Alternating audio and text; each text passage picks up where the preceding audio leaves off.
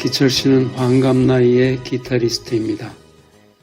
동갑 나이인 조용필처럼 필드에서 배운 것이 아니라 중학 때부터 대학 영문과 다닐 때까지 독학으로 공부한 것입니다. 아버지는 유학 집안에 웬 각설이냐고 돈줄까지 끊으셨지만 기철 씨는 양반 풍토를 박차고 나와 학교도 중퇴하며 밴드를 만들었습니다.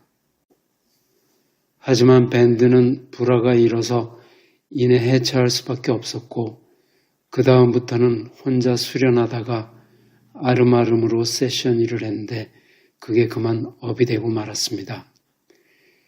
기철 씨는 실시간 녹음 세대입니다.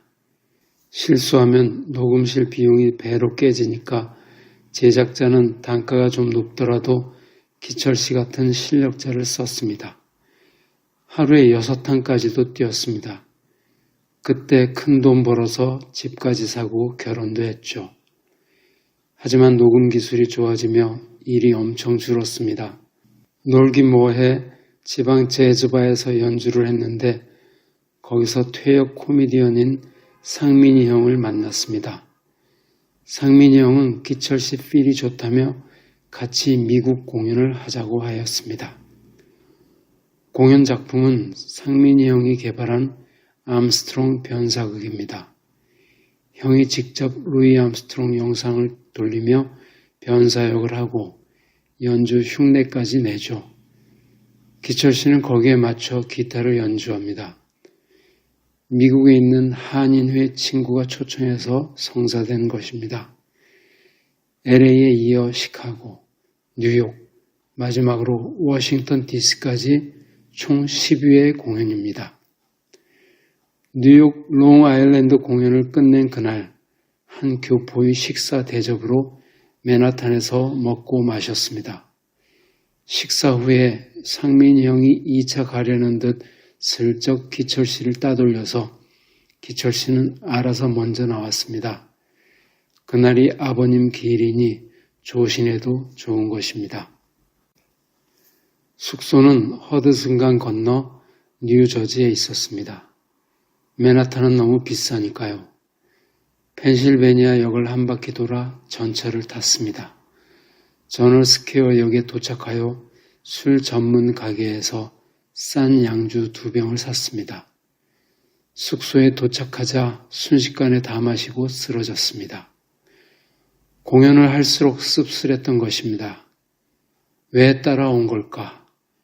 블루스에 재즈에 록을 하던 사람이 우스개 꿍짝에 가짜 트럼펫 반주나 하고 있으니까요. 다음날 늦게 정오쯤 일어났습니다. 늙은 바람둥이 성민이 형은 숙소로 돌아오지 않았습니다.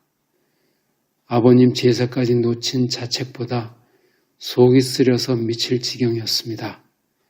슬리퍼 차림으로 저널 스퀘어 쪽으로 나갔습니다. 상가를 뒤져봐도 국물 파는 식당은 없었습니다. 멀지 않은 초등학교에서 아이들 제재거리는 소리가 들렸습니다. 슬금슬금 가보았습니다. 파란 하늘 아래 하얀 아이, 검은 아이, 누런 아이 모두 함께 땅을 차며 뛰놀았습니다. 저게 재즈였습니다. 유림이 설파하는 천지인 삼재였습니다. 얼마나 지났을까? 한 흑인 여교사가 다가와 철망 펜스를 사이에 두고 기철 씨에게 말을 건넸습니다. 듣기 어려운 영어는 아니었습니다. Can I help you? 다만 그녀의 표정이 사나워 얼어붙었죠. 그런데 그게 오히려 공격적으로 보였는지 멀리 어슬렁거리고 있던 경비 아저씨에게 사인을 보냈습니다.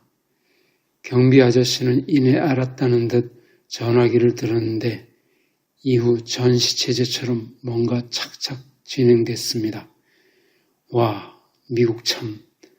멀지 않은 로터리에서 경찰차가 벌써 기철 씨를 향해 돌진해 오는 것이었습니다. 젊은 경찰 한 명이 문을 열고 나와 기철 씨 앞에 턱 섰습니다. 그가 수첩을 꺼내는 사이 경비 아저씨와 아이들까지 몰려와 펜스에 다닥다닥 붙어 섰습니다. 어디서 왔느냐? 왜 거기에 오래 서 있었느냐? 질문이 이어지니 아무렇거나 성문 종합영어 문장 좀 꾸며보려는데 뭐라도 시도하면 그때마다 그 여교사가 막는 겁니다. 들을 필요 없이 우선 파출소로 데려가야 한다는 거죠. 이때 경찰차 한 대가 또 왔습니다. 고소왕국이라더니 고소고발 다 왕국입니다.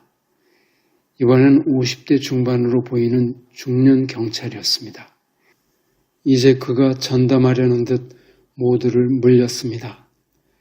나중에 이분 때문에 사태가 풀리게 되니 정말 마법처럼 나타난 카메오라고 할 수 있습니다. 들어보십시오. What's your name? 관등 성명부터 묻는 차원이 달랐습니다. 이어 직업이 뭐냐고 물어봤습니다. 기타리스트, 프로페셔널. 그가 눈을 치켜 떴습니다. 존경하는 기타리스트는 지미 핸드릭스. 실제로 기철 씨는 지미 핸드릭스의 기타를 듣고 알았던 사람입니다. 기철 씨의 대답에 중년 경찰이 슬쩍 미소 지었습니다. 이어 왜 이렇게 되는지 천천히 말해보라고 자리를 깔아주었습니다. 기철 씨는 어릴 때부터 듣고 자란 천지인에 대해 설명하려고 했지만 아무래도 영어는 짧았고 숙취도 문제려니와 연신 마른 손만 비비고 있는 자신이 혐오스러웠습니다. 실로 미국이라는 거대한 제국주의 기세에 눌려서 화친이나 하자고 이러고 있는 건 아닌지. 거의 쓰러질 때쯤 하늘에서 번쩍 린다가 내렸습니다. 천재 기타리스트 지미를 세상에 소개한 여걸이죠. 역시 기타리스트인 롤링스톤스 키스 리차드의 여자친구 린다 키스 말입니다. 린다가 기철 씨에게 속삭였습니다. 노래를 해. 롤링스톤스의 노래를. 기철 씨 입에서 노래가 터졌습니다. 한 어른이 저녁 공터에 앉아 아이들 노는 모습을 보는 노래입니다. 어린 시절로 다시 갈 수 없어 슬퍼하는 어른의 잔잔한 노래 As Tears Go By였습니다. 사람들은 기철 씨의 노래를 방해하지 않았고 노숙자도 다가와 경청하니 2절까지 다 불러버렸습니다. 여교사가 정적을 깨고 뭐라고 시부렸지만 아무도 호응하지 않자 혼자 어색해져 돌아갔습니다. 중년 경찰은 경비 아저씨에게 뭐라고 지시하면서도 짓고 있던 미소를 거두지 않았습니다. 경비 아저씨가 펜스에 붙어있던 아이들을 몰고 물러났습니다. 아이들은 다시 뛰어놀았습니다. 순식간에 모든 것이 제자리로 돌아왔습니다. 잠시나마 문과에 있던 사람으로서 말씀드리자면 실로 마술적 사실주의의 터널을 빠져나온 듯 했다는 것입니다. 숙소로 돌아와 고하니 착한 주인이 라면을 하나 끓여주면서 말했습니다. 미국에선 특히 조심해야 돼요. 애들 건드리면 좋기 3족이 멸하죠. 믿기 어렵지만 그래도 그 말은 짧고 가마력이 있었습니다. 당장 라면 밥상을 들고 방으로 가 무릎을 꿇었습니다. 유세차 2010년 5월 10일 아버님, 오늘 어린 시절에 대한 건강한 그리움이 와전되어 집안까지 멸할 뻔했습니다. 하지만 놀랍게도 짐이라는 기타리스트로 말미암아 살아날 수 있었습니다. 그는 생시에 정말 쓰레기 같은 마약쟁이였으니 실로 구원은 예배당만 아니라 쓰레기통 옆에서도 일어나는 것이었습니다. 왕가 집안의 부당한 고귀함을 버리고 기타쟁이로 떠돈 지 40여 년. 그러나 그 뻘짓도 차마 생명이었던 것입니다. 6대 장손이 화를 면했던 것 아니겠습니까? 그리하여 시방 먼 이국에서 라면이나마 한 상 올리오니 쾌히 흠양하시옵소서. 상향. 운동하러 나오면